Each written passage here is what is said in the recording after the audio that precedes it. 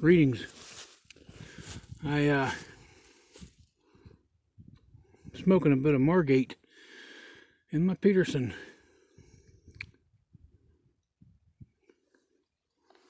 That's kind of precarious. I'll try to show you the tobacco. I don't know if it'll work. Not real good lighting over here. What you're going to see though is a fine cut tobacco. One could even argue a shred, I guess.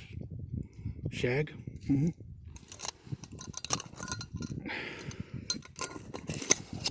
I've had this aging a couple years.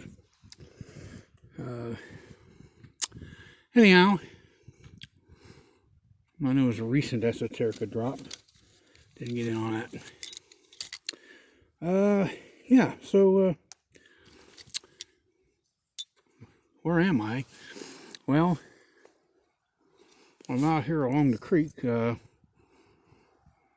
really can't show you the creek right now, but I am smoking this Margate, and you know, it brings me to thinking about when I was a boy. The old fishing hole I used to live along.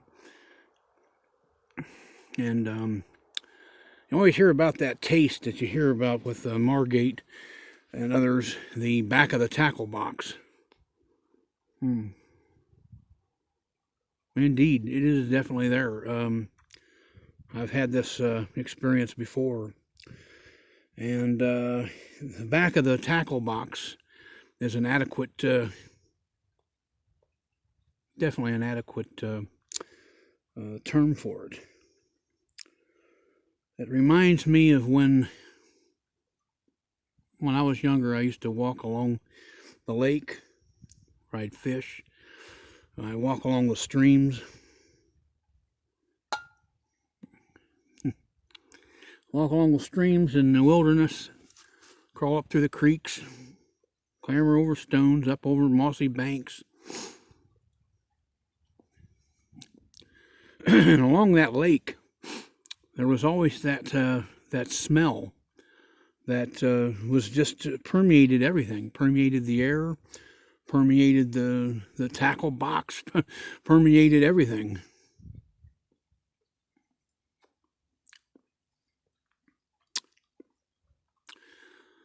This has a lot of that effect to it.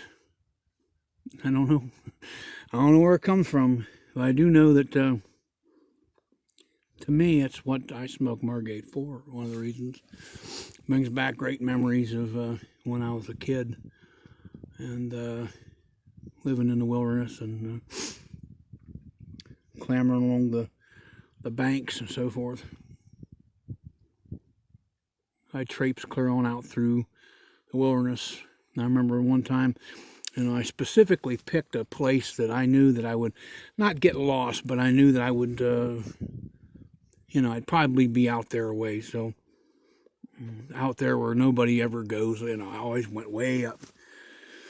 Lived down the valley, surrounded by a bunch of, forest and everything. So one time I went out to the weeds and I clambered up over hills and down through the rocks and reels and through all the crevices and cracks and through all the bracken and berries and all the stuff that you do, just clambering and climbing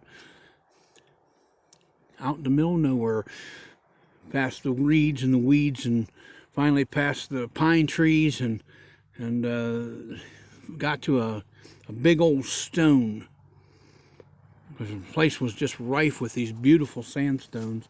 I get out there and I'm on this stone. I look down. I know I'm in the middle of absolute abject nowhere. I mean, I'm out in the middle of this wild wilderness forest. I look down and there's some broken glass on this stone, and I'm just like, how in the heck did this broken glass get on this stone in the middle of nowhere? Well, I said, let me just take a check around here and see how this might be. And so I clambered down off the stone and went down over the edge of the bank there. And it just so happened that I was about 50 feet from the shoreline of the lake, and people were pulling in there and parking and partying, and who would have known? I wouldn't have known. Anyway, guys, says my battery. Well, I think we'll be okay. I think we'll be all right. We'll see how far we can push it. If I end mid-sentence, then just know I love you guys. So, the length on this tobacco is extraordinary. This and the other ones, but most particularly Sobrani, you know, it just goes on and on and on. You really don't have to keep returning to it to get a lot of flavor. That particular element we were talking about, that tackle box element, just lasts and lasts on the tongue, sometimes to a fare thee well. But I'm telling you guys, that's why it's worth the money to purchase. It's unlike, it's called English blend, and it is definitely a very special English blend. The flavor just goes on and on. It's one of the draws it has for me. I like to fire up a bowl of Margate at whiles. I don't do it a lot because it is very hard to find. Not as hard as the others, but it's hard to find, so at least hard to get a hold of. So, yeah, definitely a problem trying to snag some of this. I'm glad we have people, you know, that you can get a hold of it. But get my tamper out here. But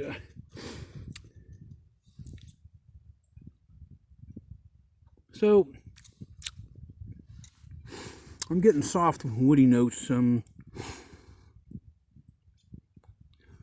little bit of nuttiness, smokiness.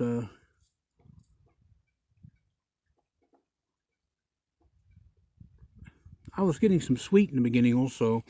So very slight sweetness. It isn't the sweetest English, but it'd be from the Virginia if there's any Virginia. I'm sure there is. But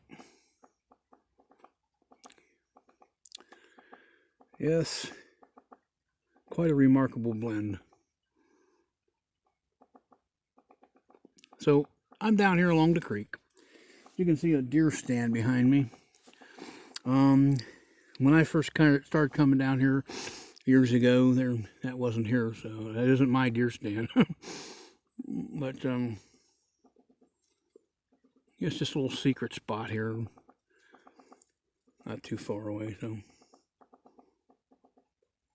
hear a tree creaking, or is that a bird? Perhaps. I like to do more videos from down in the holler where I used to live. Definitely, that's where this definitely reminds me of that. So, I guess we're coming to the end of our video. It's not a very long one. But I do want to show you around. Hey, Swan. So you see some of this beautiful creekage back here. And, of course, some of this beautiful area here with some trees. So, yeah, guys, thanks for joining me. I love you guys. Take care.